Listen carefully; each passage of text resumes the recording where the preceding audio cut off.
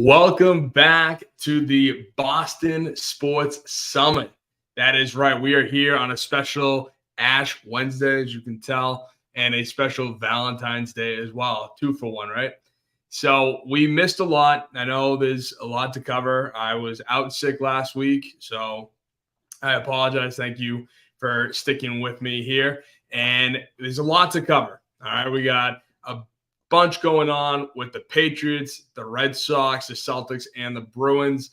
Again, the Pats. There's so much going on with all the extra stuff with the coaches, with Arthur Blank coming out saying a few words about Belichick, as well as Belichick's full page ad. With the Bruins, they're coming off their all-star break performance, and it's not looking too good. The Celtics, meanwhile, are rolling right into their all-star break, which is going to be taking place this weekend. And as for the Red Sox, I'm telling you, just when I calm down from all the nonsense that they have given me and all the agita that they've given me due to their lack of pain guys and all of that stuff, they find a way to get me angry again because they just find new ways to bring out the stupidness that are the Red Sox right now. I don't know how else to describe it. So kicking off the show with the Patriots. Now, I was on Instagram and made a reel about this, Belichick's full page ad. And you know what? From my standpoint, I appreciated it. I did, because I was thinking about it and going through it, and I felt like I wanted to nitpick, just to nitpick. But at the same time, I'm like, you know what? The dude put out a full page ad, which is classy because it was in the actual newspaper, not on Twitter, not on Instagram, as we know Belichick and Snapface, right? So he actually put a full page ad in the newspaper. Very classy move. I really appreciate it. And the guy, I want to say, is truly genuine when he talks about us, the fans, and how, we traveled, we meant a lot to him, in that it was something where it was personal and he meant every word of it. Now, people I've heard listen to Felger and Maz nitpick, and I'm like, okay, now you're really getting too much. Maz going in on the fact that, he's using exclamation marks, and Mr. Tufts, Maz, is talking about how he's such a grammar expert that exclamation marks should never be used. Well, let's pump the brakes, okay? The only thing I would argue or agree with them is the fact that, you know what, it took him quite a while before he finally sent that out.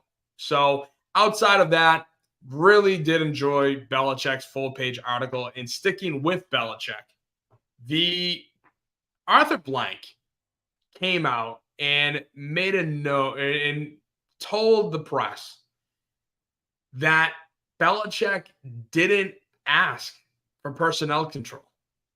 And that again should raise the ears and eyebrows of every Patriots fan out there, because why doesn't he want, well, he's smart enough to know that he doesn't want personnel control, and yet he still didn't get the job.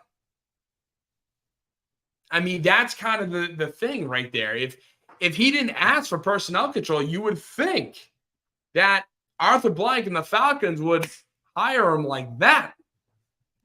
And they didn't, and I'm pretty sure I brought this up a few weeks ago that he didn't get the job because him and Rich McKay have been button heads for years.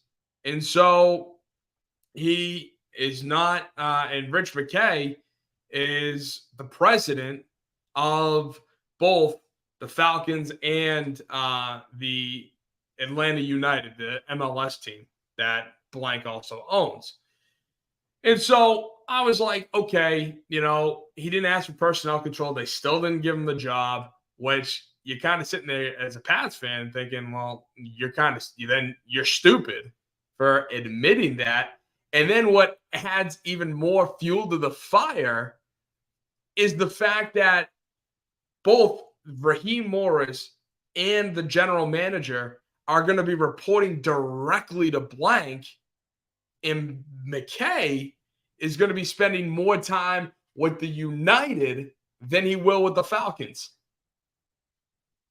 Like, so basically, if you brought Belichick in, Belichick would be reporting to Blank, and McKay would be with the soccer team. Like, what are they doing? You know, at first I thought Belichick screwed this up, and now I'm finding out the Falcons did it to themselves again. Something about Belichick and the Patriots versus the Falcons seems to just have a constant ring to it, doesn't it? You know, it's unbelievable that, Arthur Blank did that. And yet, okay, so after that initial thought process, why? Why was that the case? Why did Arthur Blank bring Belichick in twice, never offer him the job, and knows that him and McKay don't get along, yet the new coach and GM are going to be reporting directly to Blank, and McKay's going to have basically nothing to do with the football operations? So then why bring Belichick in? And I think it's because Blank wanted to learn as much as he could about the way Belichick views the game, the way Belichick sees the players, sees the spending, sees how he can just constantly win at a high level, and knows the game. It knows the game in the ins and outs. Because if you look at how Shanahan ran the Super Bowl, again, there were instances where it seemed like he didn't know the rules. He didn't know what to do. And that caused a problem for the Niners in the long run.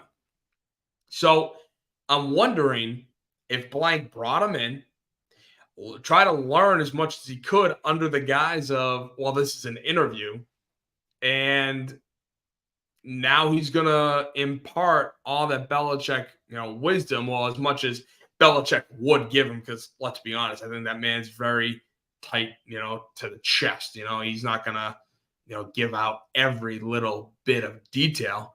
But Blank is now going to use that and give it to Raheem Morris and say, Morris, study this, learn this, because now you're going to be the guy who is going to impart all of this and make sure that you understand the game.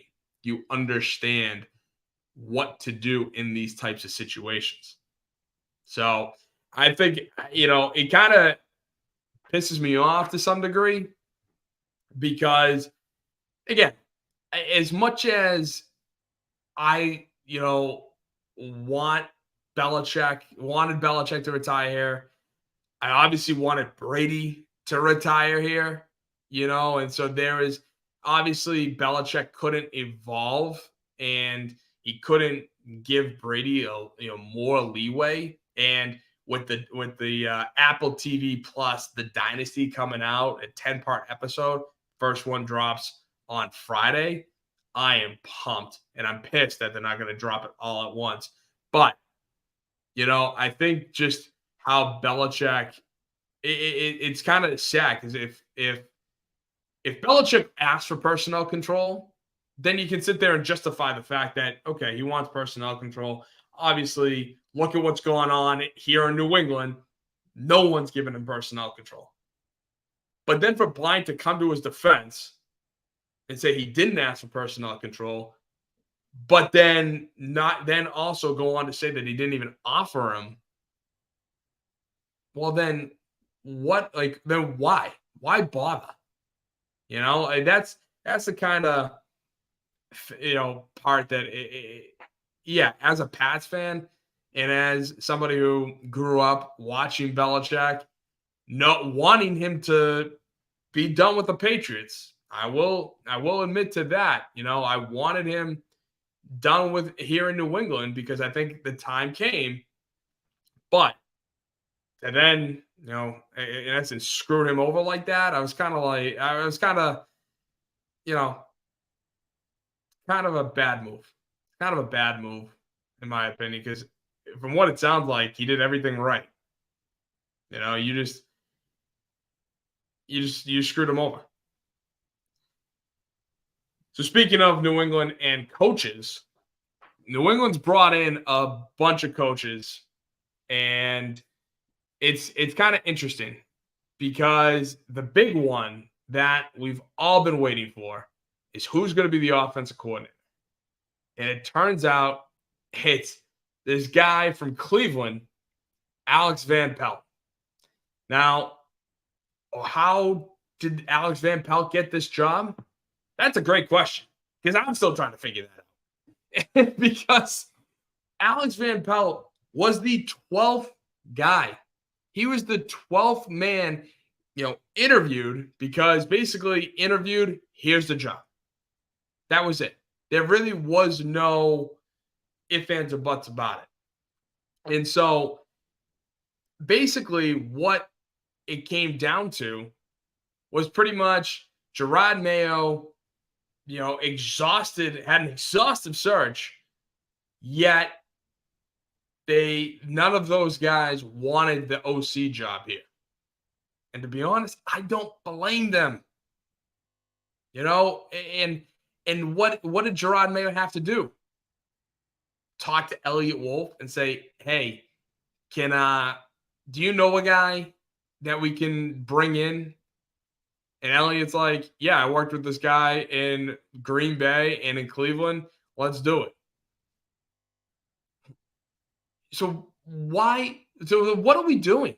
So is Elliot Wolf just going to put together our coaching staff outside of the fact that Gerard Mayo brought in Dante Hightower as the linebackers coach, which is like, hey, cool. I got no problem with the defensive coaching staff. That's not where I am concerned, right? I'm not concerned about the defensive side of the ball. I'm not concerned about the defensive coaching staff. It's the offensive side of the ball because that's the side I don't trust. With Mac Jones, Bailey Zappi, Devontae Parker as their number one receiver. The only guy I like is on the receiving course, Kendrick Bourne and Pop Douglas, and Bourne just tore his ACL. So again, it seems to be no hope on the offensive side of the ball. And now you bring in a guy who has never called plays except for one game where it was the head coach, Kevin Stefanski for Cleveland, got COVID, and it was the playoff game, and somehow Cleveland racked up like 40-plus points. So, okay, I like that, but that's a one game. The last time Alex Van Pelt was an OC was in Buffalo in 2009. It's been a while. It's been a while. And listen, he was the OC in Cleveland. I'm not going to deny that, but I mean like from a play calling perspective. So I do like it from the standpoint that, okay, he has experience. He's worked with quarterbacks. He is designed game plans or helped design game plans. But I do have a problem with the fact that he's never called plays except for once. Because play calling is an art form. When you're calling plays on offense, it's an art form. You have to figure out the clock.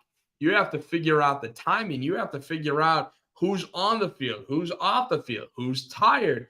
How's your quarterback? What's your situation like on the O-line? How are they doing in-game versus that D-line? Is your quarterback picking up the coverages? Is he picking up the blitzes? There's so much going on. And again, look at Kyle Shanahan, in this Super Bowl. Coming out of the second half, Kansas City gets the ball. Mahomes throws a pick. What does the 49ers do? 3 straight pass plays. Go 3 and out, punt the ball. Kansas City punts to San Fran. Next possession. 3 straight pass plays. You have Christian McCaffrey as your lead back.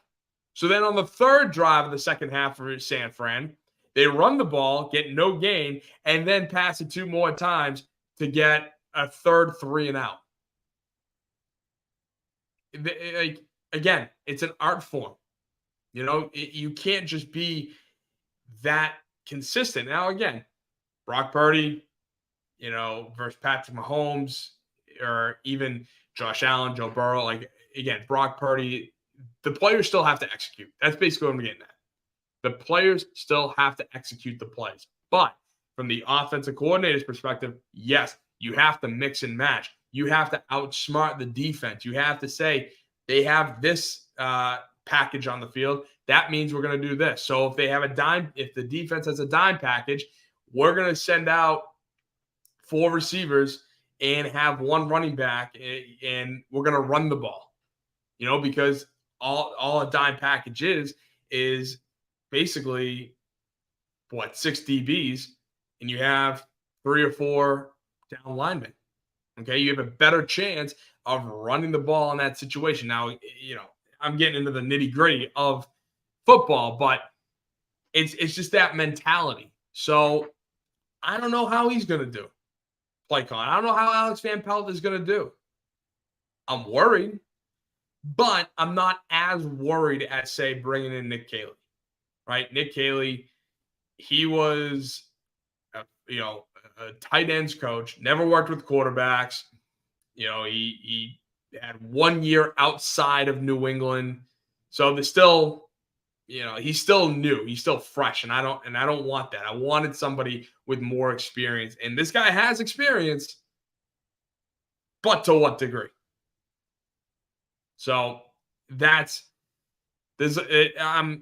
going to be watching the offensive side of the ball closely, especially with what this draft is going to bring, because I know he's going to have a say on who he wants. There's no doubt about it. Now, at the end of the day, I'm pretty sure Elliott Wolf is going to be making those decisions.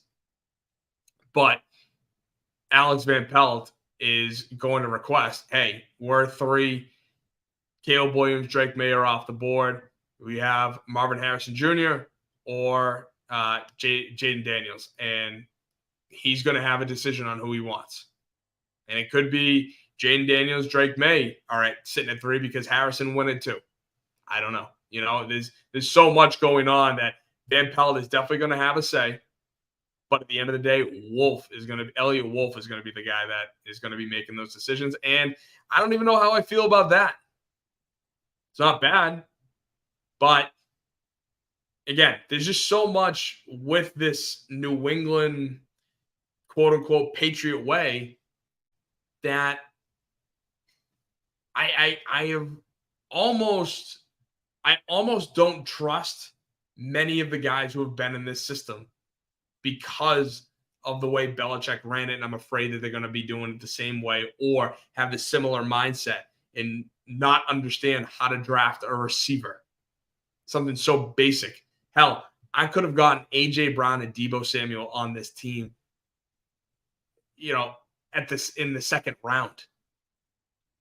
But nope, they didn't want him. Belichick didn't want him. Crazy. Moving on. Something that struck me. Now, it's going to be quick, but something that struck me was obviously Super Bowl week. You have a bunch of the radio stations out in Las Vegas going, on Radio Row. And so I was watching 98.5, and they had Jakobi Meyers sit down and on Felger and Madison. What do they ask? They go, how far apart was New England from the contract that you got in Las Vegas? And when Jakobi Meyers finally answered the question, which I can't believe he actually answered the question, he said that New England was $1 million apart and that they wouldn't come up. Like, what? They were $1 million apart from what Jakobi Meyers got out in Las Vegas, and yet they wouldn't budge. And again, I'm not saying Jakobi Meyers is Randy Moss or Jakobi Meyers is, Julian Edelman or, like a stud, Terrell Owens, like a stud receiver.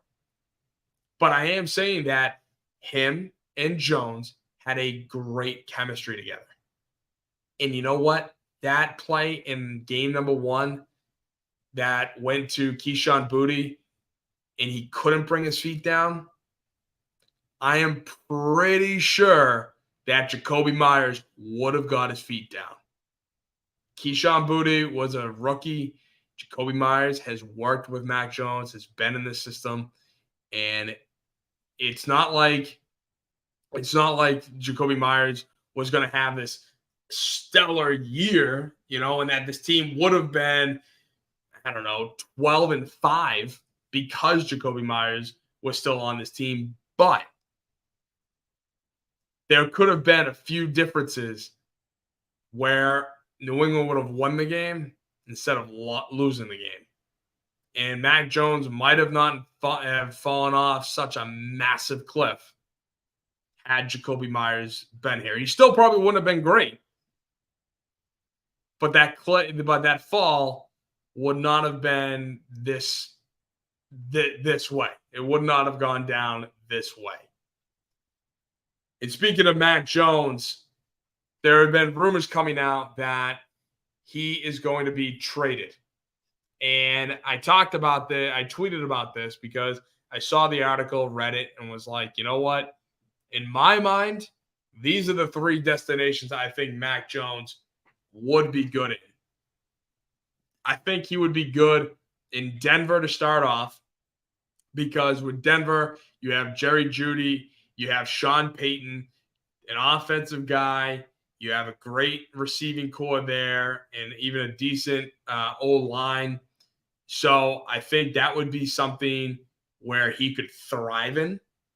I also like Minnesota. I like Minnesota because they somehow can find ways to draft young receivers.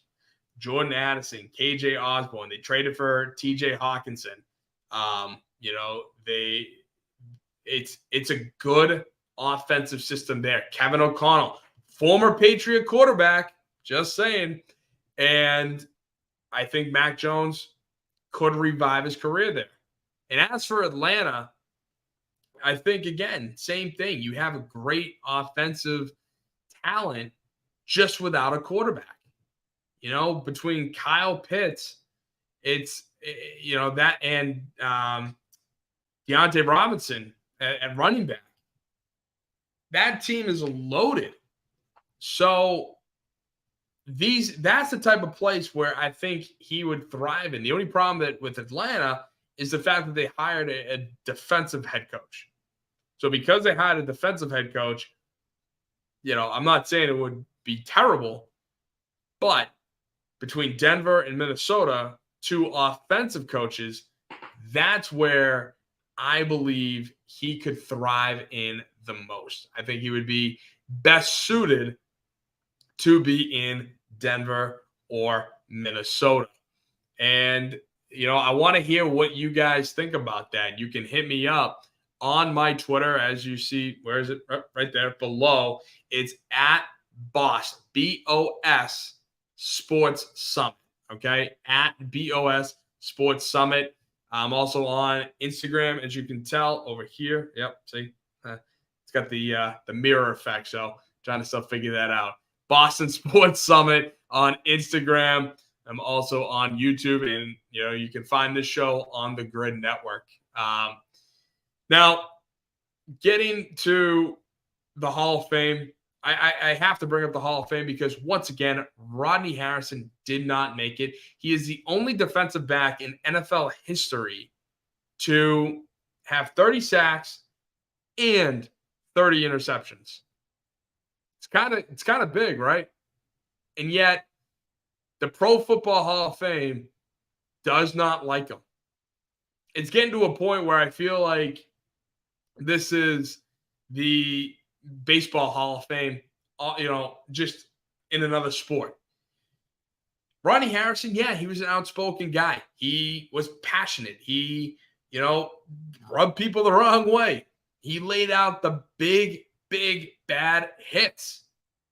Yet, I feel like that's why he's judged. I feel like he's judged for that, judged for his attitude. And it bothers me. It bothers me that, the writers and whoever's on each Hall of Fame committee doesn't look at the player. They look at the player's talent, but they also look at his attitude and how he treated them and thinks to themselves, you know what? I'm going to screw this guy over. So that's why I will not vote for him. Get the hell out of here. Like, really? That's what we're going to do? That's what we're going to do. This is the Hall of Fame. And then you want to talk about the Hall of Fame class that just got inducted. The only two guys I actually agree with are Julius Peppers and Devin Hester. Now, Devin Hester is only in because of how unbelievable his punt and kick returns were. And Julius Peppers was a phenomenal defensive end. Phenomenal. But Dwight Freeney, he was good. You game plan for him. But as his career got on, he was still, he was just blah. He had one good play here and there in a game, but it wasn't great. And then you had Andre Johnson, who, okay, if you give Andre Johnson maybe a better quarterback and a better team, we might be having a different conversation. But he was, again, a very good receiver. I just don't believe that he's a Hall of Fame worthy receiver. And I feel like the Hall of Fames are being just shrouded in mediocre, above average. And I don't want above average. I want guys in the Hall of Fame who are going to be, like, you think of this team, you think of that guy. Tom Brady will be a Hall of Famer. Peyton Manning is a Hall of Famer. Devin Hester, when you think of him and how unbelievable skilled he was on those punt and kick returns, Hall of Fame worthy. So it's just kind of frustrating to sit here and Ronnie Harrison. I could give you all the stats: 2 Super Bowls, multiple Pro Bowls, again, 30 and 30. No DB has ever done that. So can we sit here and finally get him in the Hall of Fame? It's a travesty that it's the only guys from this Patriot dynasty who are in the Hall of Fame are Ty Law and Richard Seymour. Now, if you want to include Randy Moss, you can, but I mean like true Patriots. And Randy Moss came and went. I love Randy. I love his time here. And he is a Hall of Fame receiver. But, guys who drafted and played here for a majority of their careers, Seymour and Law are the only guys in. And I feel like because New England was always such this team, we are a team mentality, and that some of the defensive guys, especially Willie, Seymour, their jobs were to set the edge. Vrabel, Ninkovich, their jobs were to set the edge, not get after the quarterback and get sacks. They got after the quarterback, don't get me wrong. But sometimes some schemes and systems were designed for the protection of that pocket. So that way that quarterback could not scramble around them in case they just blew right by it, trying to rush the quarterback. If that tackle pushed them up the field rather than them getting around it. So the stats weren't necessarily there for some of these guys. And I feel like that's kind of the biggest travesty of them all. And speaking of retirements, Hall of Fame, jerseys, I'm going to be talking about the Celtics. And I missed a lot. Missing last week, missed a lot when it came to the Celtics. Because I didn't miss it when with my reactions. But them losing to the Lakers without Anthony Davis and LeBron James, you can check this out on my Instagram, Boston Sports Summit Instagram page, when I went live to discuss my disdain with the Celtics losing to the Lakers, who didn't have LeBron and AD, right? That was an unbelievable travesty. That should have never happened. And honestly, the Celtics should have beat the Lakers with Anthony Davis and LeBron on the court. And the fact that they lost, and the brilliant thing was a couple days prior to that, Joe Mazzulla, I'm pretty sure I discussed it on the show, Joe Mazzulla comes out and says, it's an unhealthy expectation. Well, I don't know, Joe. Without Anthony Davis and LeBron, I'm pretty sure that it was a healthy expectation. You should have not only won, but annihilated them. Kicked them out of the building at halftime. That's how you should have won that game. But you lost miserably. And it was just a total joke of a game. Something that, you know what, this team still falls into the trap of playing to their competition sometimes. And even though they're very talented and really probably the best team in basketball talent-wise, they still sit back on their laurels. They still sit back and think the fact that they can don that Celtic uniform and walk out on that court automatically means that it's a victory. And they don't have to do a damn thing about it. Well, sorry, you do. And they were able to bounce back the following game against Memphis in a somewhat, I would say, heartfelt game, because Marcus Smart did return to the Garden for the first time as a Grizzly. And there was a great, Celtic tribute that, the Celtics gave Marcus. And, the fans did right by him and cheered and gave him a standing ovation. But then Gary Washburn, I think, had to go and ruin it, because he then wrote how Marcus Smart should have his number up in the rafters. And to that I go, for being what? A hustle player? A guy with a massive ego and doesn't have the talent to back that up? That's what I want. That's a number that should be up in the rafters. I mean, what are we doing? I understand in his thought is because he changed the Celtic culture. Well, listen, it's not like the culture was, completely lost, because the year before he gets drafted, the Celtics traded Pierce and Garnett and Terry to Brooklyn. So yeah, they had one down year, maybe two tops, but really, we're gonna make Marcus Smart the poster child to the team that, quite honestly, sucks yet overperforms on a consistent basis? Because that's what they did, and it was great. It was fun to watch. I'm not going to sit here and deny it. Watching Isaiah go off in the playoffs, it was just missed a fourth quarter. He was unbelievable.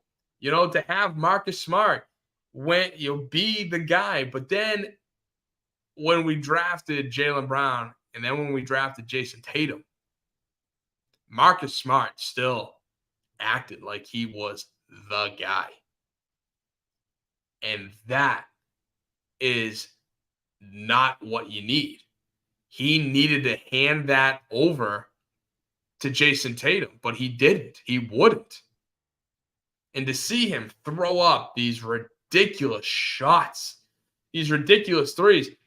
If I were to ask you, what play, or when you think of Marcus Smart, what is like the one game or the one play that comes to your mind? Now, if you said something to the effect of, the James Harden game against Houston, where he forced Harden into all those fouls and getting the ball back and then coming from behind and winning, that's definitely one. But if you also thought, well, he also had that awful shot against Miami in game 6 that Derek White saved his ass because he followed the ball to the hoop. Yeah, it's literally, he's the hustle player and then he makes the awful shots. And I'm sorry, basketball is a game about scoring buckets. And as I said earlier, Marcus Smart had an ego that his talent couldn't catch. And that is something where there is no chance on this earth where his number deserves to be up in the rafters. And speaking of the rafters, this is how they stand right now. That is 2, 4, 6, 8, 16. That is 24 different numbers, 23 different numbers because Jim Leskatoff is Losky. 23 different numbers that are retired. That's a lot. That is a lot of freaking numbers. And I want to go through, just briefly, I want to go through each of them because I think there are some we can either pull off or we can use back, we can put the jersey back in the rotation. So starting with number 22, we have Ed Macauley, who spent 6 years in Boston from 1950 to 1956. And to that I go, who? How many Celtics fans out there know who the hell Ed Macauley is? Not a lot. Not a lot. And then 14, you get the Wizard of Worcester, Bob Cousy, who was instrumental in the Bill Russell championship days. So I'll leave it. But 22, gone. Next, going down, 23, Frank Ramsey spent his entire career 54 to 64. So he was a part of the Bill Russell championships, but once again, who? So he's the guy, 23, should go back in the fold. 15, Tommy Heinsohn. Big fan of Tommy. I only got to know Tommy Heinsohn as the color commentator to the Celtics, broadcast. So, in which helped me, learn about the game, learn about the history. So for Tommy, I say yes. Tommy, you can stay up there. And plus, he was a great player. Like, don't get me wrong, because I did the research on that. I like Tommy. He's a great player. So I will leave him up there. But personally, I only know him as the color commentator. So from that, Frank Ramsey, 23, back in the fold. 15 can stay up there. Next, 21, Bill Sharman. How many times will I have to say who? Who the hell is Bill Sharman? Okay? So because of that, 21 goes back into the fold. I don't care that he was here for 10 seasons. And if you know who he is, please leave a comment. Hit me up on my Twitter at BOS Sports Summit. Okay? Do it because I will gladly get into a beat about all of these numbers. Gladly. Next, 25, K.C. Jones. K.C. Jones, I know of as the coach during the mid-'80s when the Celtics won in 84 and 86. So, K.C., sure, he can be up there. Sam Jones, he's also 24. Again, during the Bill Russell era, you know what? I'm good with that. And then, of course, number 6, Bill Russell has to be there. Number 6 has to be up on the rafters. If not, he should have a rafter of 6 by himself. That's how important this man not only was to the Celtics organization, but to the NBA as a whole. So number 6, without a doubt, not a shred of doubt. Then we move on. Number 1 is Walter Brown, the founder and first owner who died in 1964. He's the founder and first owner. I don't mind that his name, he's up there, but I don't think he should be represented by a number. I think it should just be, kind of similar to Losky, W. Brown or, Walter Brown, something like that. So take one off the board, but leave Walter Brown's name up there. And then we have 16, Tom Satch Sanders. He was very good, during the 60s and then in the 70s. Again, I'm going to be honest. I don't know a whole heck of a lot about him. I have heard of the name plenty of times before because watching all these guys, watching the interviews, listening to somebody like Kevin McHale, who is up on the rafters, but Kevin McHale talks a lot about the Celtic history and the players that came before him. So, you know what? I'll leave it. But then the next one, this is great. Don freaking Nelson. Why is his number up there? Because for those of you who don't know, he is a traitor to the Celtic Green. He coached another team and talks crap about Casey Jones. And of course, and I'm pretty sure it's the 86 Celtics that he did this to. He talks crap about Casey Jones. I think something to the effect of calling, saying that he's a better coach than Casey or something like that. Don't hold me to that. I'm going to be honest. Don't hold me to that. But he talked crap about a former Celtic and I think one of his former teammates. And then of course the 86 Celtics kicked that team's ass. Pretty sure it was the Bucks. So kicked their ass, and rightfully so, because they got pissed because that was their coach. And here's a man who wore the Celtic green, and that's how you're gonna treat your former teammate. Like, give me a break. So Don Nelson, you're a traitor. I will tell it to your face, but I think he's gone. So R.I.P. No, but Don Nelson's number 19 should absolutely be back in the fold. Moving on, Jim Luskatoff, his number was 18, and he did the right thing. He said to them, they want to retire 18, and he goes, no, I don't want you to retire 18. If you want to still retire me, you can throw me up under a nickname. And there we go. Love it. Perfect. That we can do. And then, of course, his number did get retired, and it was number 18, which is right below Losky by Dave Cowens. Now, Dave Cowens did win a championship here in Boston in the 70s, so I'm good with Dave. 17, John Hondo Havlicek, the infamous Havlicek stole the ball. Oh, my God, I can't believe it. Havlicek stole the ball. Johnny Most on the call. Unbelievable. Have to be up there. Havlicek was one of the top players in NBA history, I think, in terms of points, in scoring. He is by far well-deserving of his 17 being retired. And then next, we got 10 with JoJo White. And listen, again, I'm not entirely sure about JoJo. I mean, again, I'm not saying that he wasn't a great player. I just don't really know enough about him and about his play. Like, I can look up the stats all I want, but at the end of the day, I don't know enough about his play and his style and how he was, as instrumental to to those teams. And then, of course, number 2 is Red Auerbach. Red Auerbach, without a doubt, has to be up there. Number 3, Dennis Johnson. I like DJ. He was definitely an important cog in that piece and during the mid 80s, early and mid 80s. But again, I don't know. I don't think, he should be his number retired. Now, as for 33, 32, and 00 being Larry Bird, Kevin McHale, and Robert Parrish, yes, without a doubt. The original big three, without a doubt.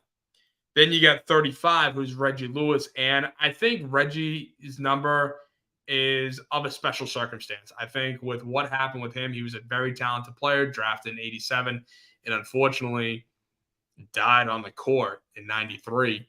I think, and what he meant to the organization and what he did for the community of Boston.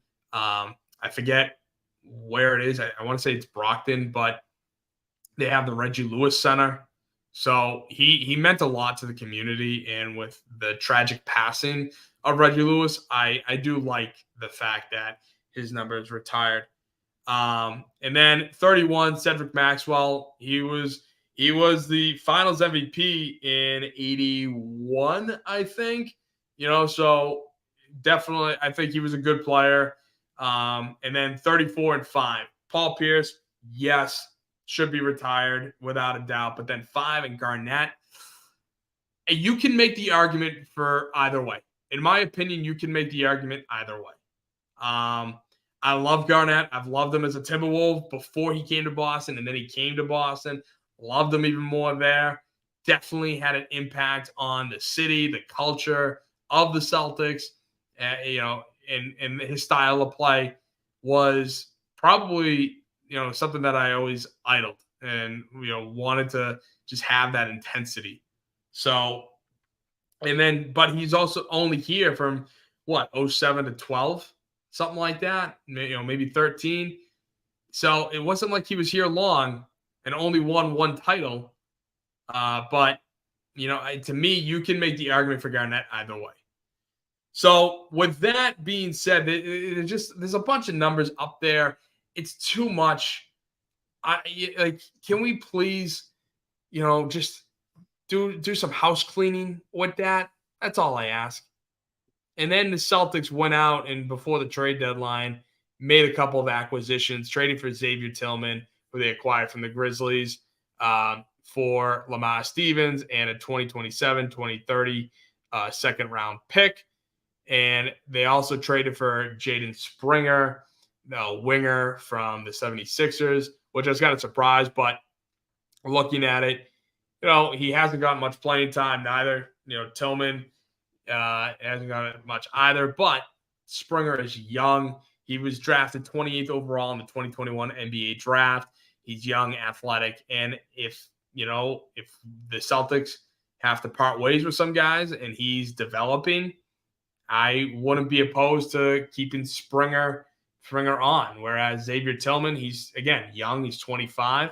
And in the 34 games with the Grizz, he's averaged 6 points, 4.6 rebounds, and 1 block. I think with Tillman, he is a good depth piece.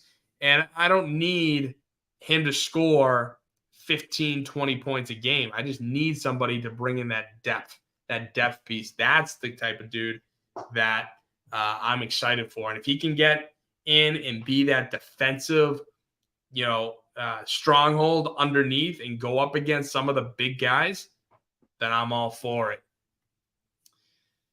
Now, making the move over to the rink, where we're sticking in the same building, the TD Garden, but we're moving over to the rink side of things. We got the Bruins, who are coming off a wicked sluggish start since their All-Star break, going 1-2-1, losing to the Flames 4-1, the lowly Flames, I should say, because let's face it, they're not good.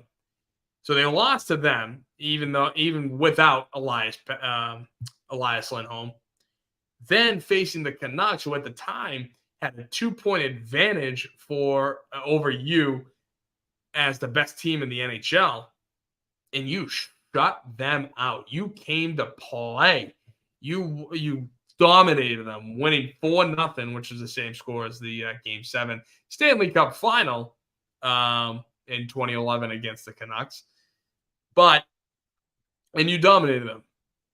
Then you played the Caps in a matinee game and looked like you didn't even show up, losing 3-1, or getting shut out, losing 3-0. And then you just played the Bolts last night, where you played better. I'll give you that. The Bruins absolutely played better last night against the Lightning, but they just could not produce on the power play. And with Ullmark letting that first goal squeeze right in between his pads, it was like a chicken laying an egg, how the puck got stuck in between his pads and then popped right off the back and slid right behind the goal line. And that shouldn't have never happened. Allmark should have made that save.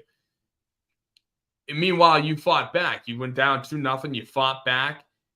The big crux, though, the big problem that I have is the fact that you went 0 for 6 on the power play against Tampa. 0 for 6. You got a good power play. You're one of the top 10 teams. Not after this start, but you were definitely a top 5 power play team before the All-Star break. And since the All-Star break, you are 1 for 17 on the power play. You need to score. If you're going to win, you need to score on the power play. And you were able to score against Vasilevsky, but you just couldn't do it on the power play when it really mattered. I thought you dominated that game. I thought you deserved to win that game last night by the way you played. But going 0 for 6, it's not going to fly. And then to bring him to a shootout.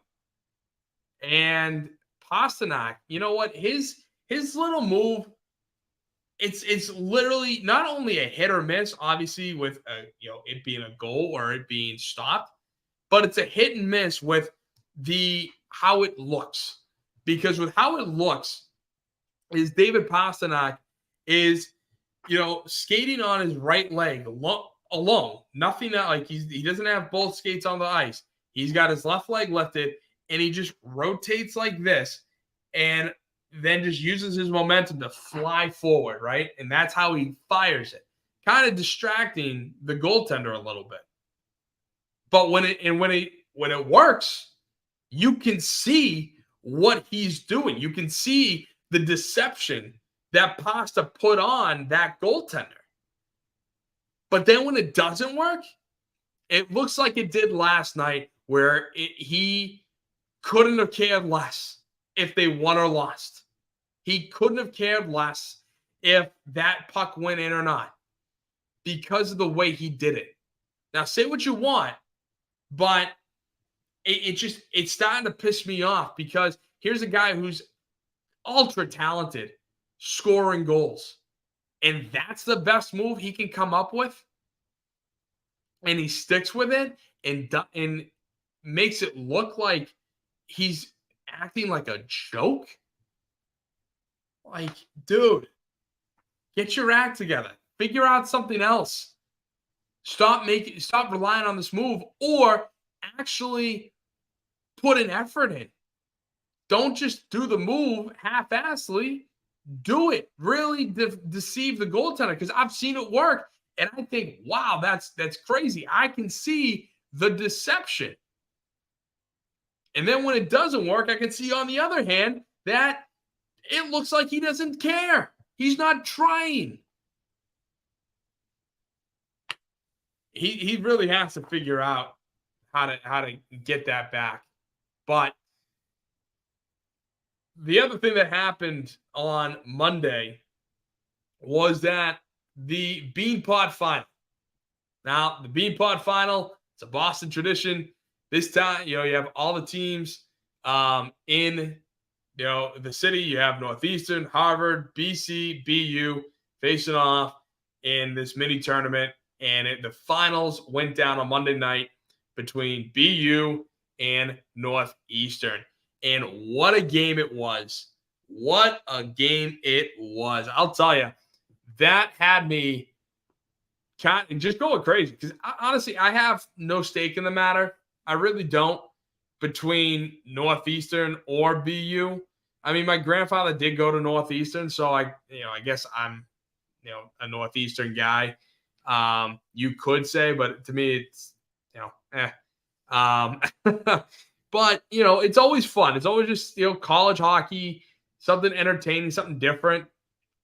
And Northeastern, what a wild game that was because BU had just dominated them. Absolutely dominated.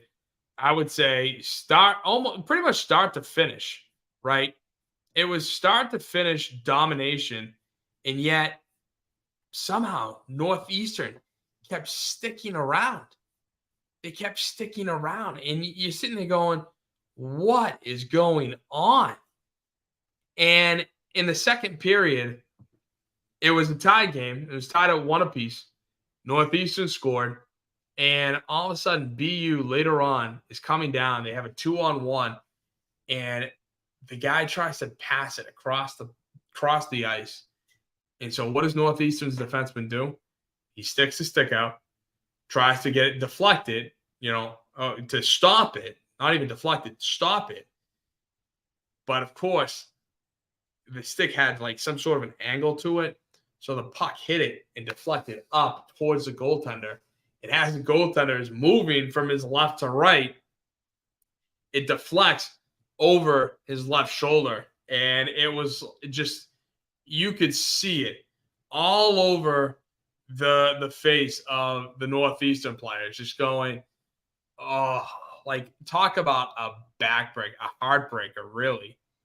And so then, but the funny part was they have that, and 30 seconds later, Northeastern gets it back. They got it back. I couldn't believe that they got it back. It started turning into this wild game. You're like, whoa, all right, we got something to watch here. And then, of course, I thought this goal in particular would have been, wrap it up. It's over. BU's going to win, because at the very end of the second period, BU goes up 3-2. They get a goal to break break it, to go up 3-2, and it was just kind of like, oh, I thought that was done. But BU Northeastern, to their credit, knew that there was still hockey left in the third to be played, and they, on the power play, tied it up and then won it in overtime from probably the greatest name in college hockey history, Gunnerwolf Fontaine. That's right, you heard me. In overtime, Gunnerwolf Fontaine scored the game winner for Northeastern to make that the unbelievable modern day dynasty, winning 5 of the last 6 Beanpots, which is crazy because Northeastern, for most of my life, would never sniff a Beanpot final. It was always BCBU, BCBU. Never that would I think Northeastern would come this far. But congrats to them. And now moving on to Fenway. This team, I'm telling you, when I finally am able to calm down from all the nonsense that the Red Sox ownership and the Red Sox brass put out, they find a way to bring that anger back out of me. They find a way to piss me off with something new. And they brought me back down by bringing in Theo Epstein as a minority owner. Now, I talked about this a little bit, but with Theo, again, he's a minority owner. I don't know what that means, how he's going to relate to the Red Sox. The team has talked about the fact that he's going to have, his expertise from what he's done in baseball, and he's going to use it for all of their sporting teams. But again, to me, it screw the rest of their teams. I hate Pittsburgh. I hate Liverpool. I hate Roush Fenway Racing. I hate, whatever other team John Henry owns other than the Red Sox, I hate for the sheer fact that John Henry owns them. That's right. I couldn't, that's it. I mean, yes, Pittsburgh and the Penguins and Bruins do have a rivalry, but still, it's just an added hatred for the Penguins. But getting back to Epstein, there was a article written by Sean McAdam, and he writes, quote, Epstein's biggest contributions insofar as the Red Sox are concerned may well be his knowledge of how the team's ownership works and thinks. He has the cachet and experience to push back or perhaps even prod them into action. Craig Breslow in that article says, quote, it would be silly for me not to pose such questions as, hey, this is an idea I have. Number one, what are your thoughts on it? But also, number two, what do you think Sam Kennedy or John Henry or Tom Warner or Mike Gordon might feel about this, says Breslow. Quote, oftentimes, Breslow goes on to say, oftentimes he encourages me just to just communicate directly with them. Why don't you ask? Which is very often the best advice one can give. So what I get out of that is that's all Theo's going to do. He's going to tell Breslow that, hey, you come up with all the trades, you come up with all the free agent signings, you come up with this, you come up with that. But you know what? Just ask. Just go to John Henry, go to Sam Kennedy, go to Tom Warner, and just ask. Just ask, is this a good idea? Should I do this? This is how much money you're going to be paying. Is this okay? Is this okay? Is this okay? If that's all Theo's going to do, then I'm out. Then I'm totally out of the Theo coming back. Because if Theo's coming back, I want him to be back. I want him to make the trades, to go in there, come up with the ideas to sign these free agents and tell John Henry to go screw practically and give me more money to sign these guys. Give me more money so I can make this trade and deal with it. Now, unfortunately, I don't think that's going to happen. I think that's exactly going to be what Theo is going to do. And it's infuriating, not to mention, too, this came out of left field. Let me tell you, the Red Sox and Netflix have partnered to do a documentary on the 2024 team. So this season is going to be kind of like a Hard Knocks style. For those of you who have never seen Hard Knocks, just a behind-the-scenes, day-to-day of the team, practicing, playing in the games, pregame, postgame, everything, backstage, all of it. They are going to be doing this for the 2024 Red Sox. And even a better way to put it, for a more local reference for you guys, is the Behind the Bee, right? The Behind the Bee with what the Bruins do. Think of it that way, right? This is what I'm talking about. So, on the one hand, wow, all right, the Red Sox behind the scenes look, yeah, that's going to be great. That is literally 1% of my thought on this. The other 99% is if you let me calm down, compose myself. If you knew that you were going to be partnering with Netflix to make this documentary, to make this behind the scenes look that the entire world is going to have access to, you went out there and put together this team with Shohei Ohtani, probably the biggest athlete on the market. He is out there. He was out there for the taking. You well knowing that you're going to have this Netflix documentary. You could have gotten all of Japan to watch this. The whole country would have watched this just to see Shohei Ohtani and to see how he is behind the scenes. Now, Ohtani might have known this as part of their pitch and, didn't want a part of it. But still, with enough money, he would have been a part of it. So that's what bothers me. You had the biggest free agent. You had the biggest name in baseball since Babe Ruth, the man who can pitch and hit. And it's not one or the other. And that's what you do. This is the team that you put together. This ragtag bunch of nobodies. I mean, it is absolutely infuriating because you honestly want to sit, tell me that they are happy with this team. Again, the amount of questions that Sam Kennedy and Craig Breslow have gotten over the fact that, is this team really want to win? Do they really want to win a championship? And how angry they get, or not Craig, but how angry Sam Kennedy gets because, oh, I'm a local guy. I grew up less than a mile from Fenway. Bleh. Yeah, Sam, I'm calling you out.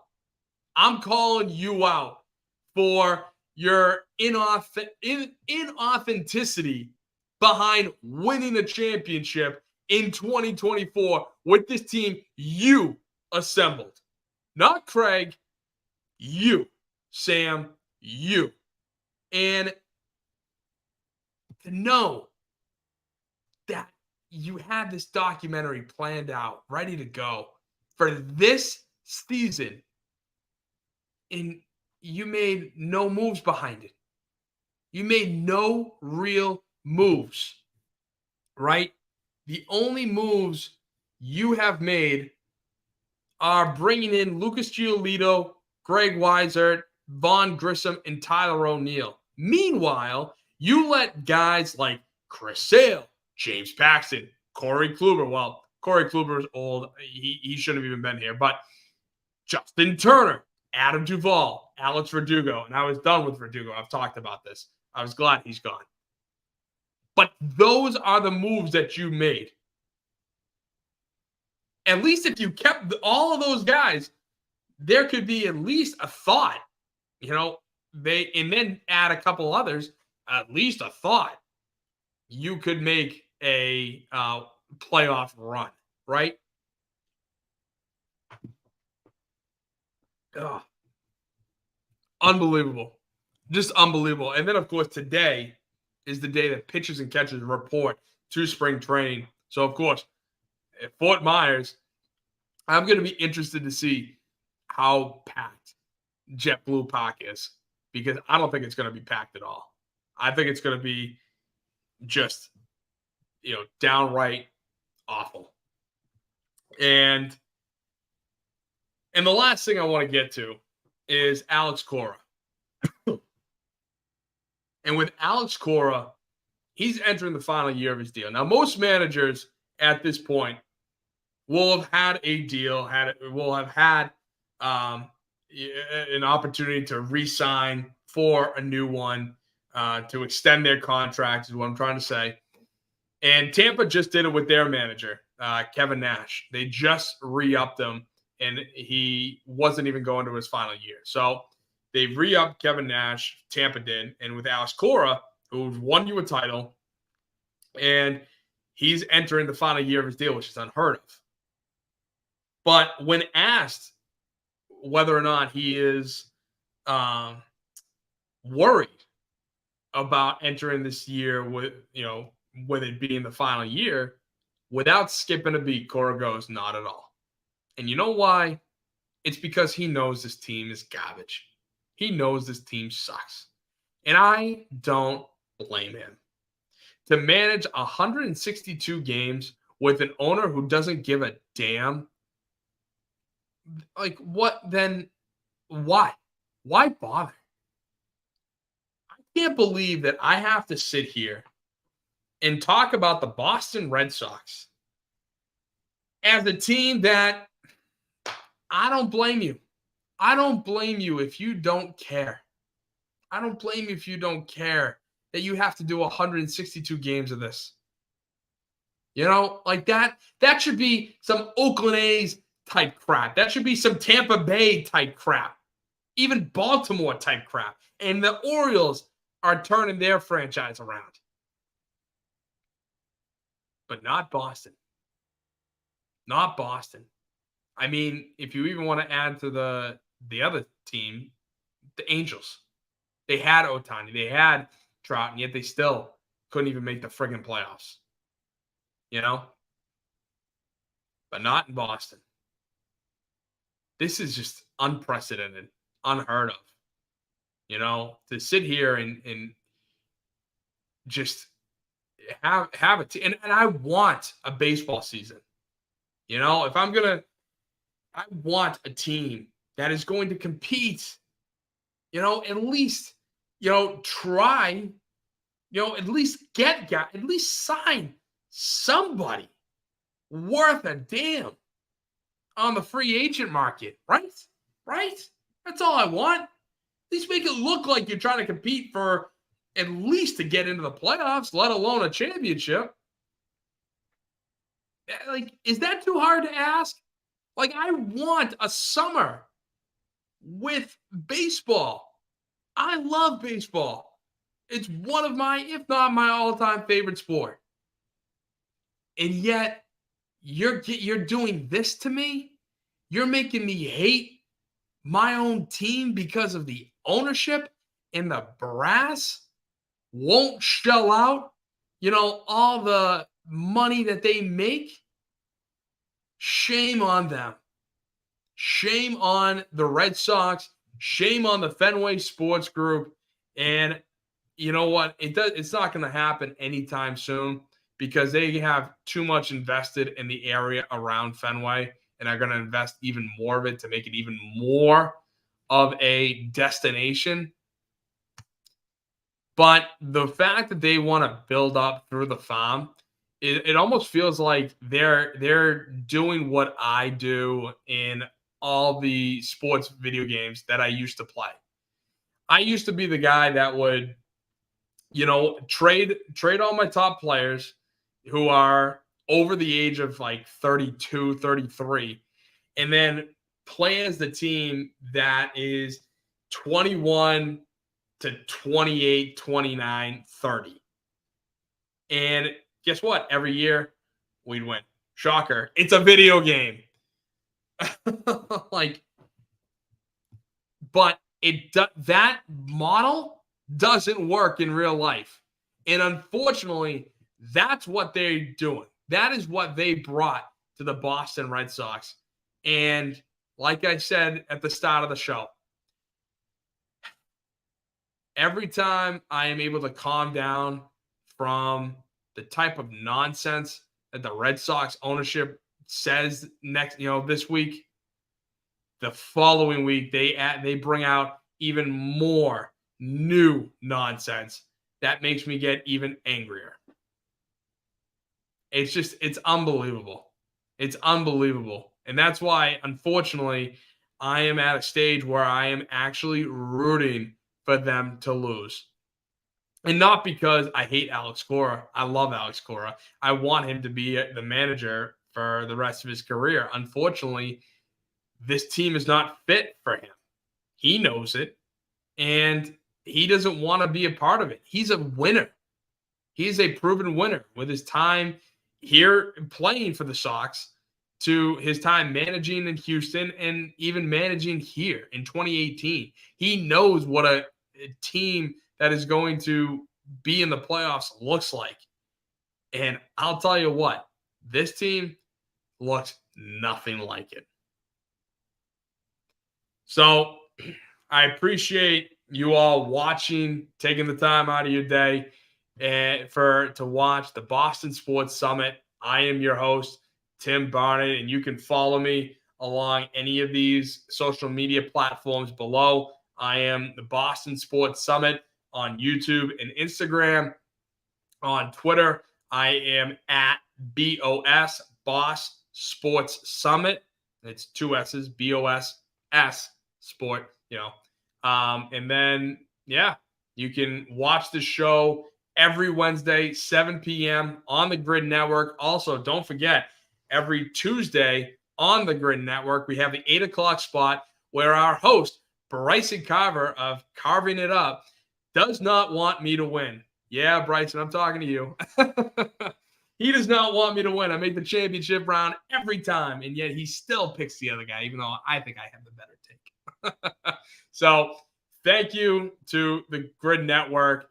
Thank you to Bryson for letting me be on the 8 o'clock spot. And also, thank you guys for watching, tuning in. It's been so much fun talking about Boston sports. And next week, I'm going to be coming at you with even more news because spring training will be in full swing for the Sox. So we'll see. So thank you guys. Tune in next Wednesday, 7 p.m., the Boston Sports Summit. I'm just a hometown guy who loves to talk about his favorite teams. See you next Wednesday.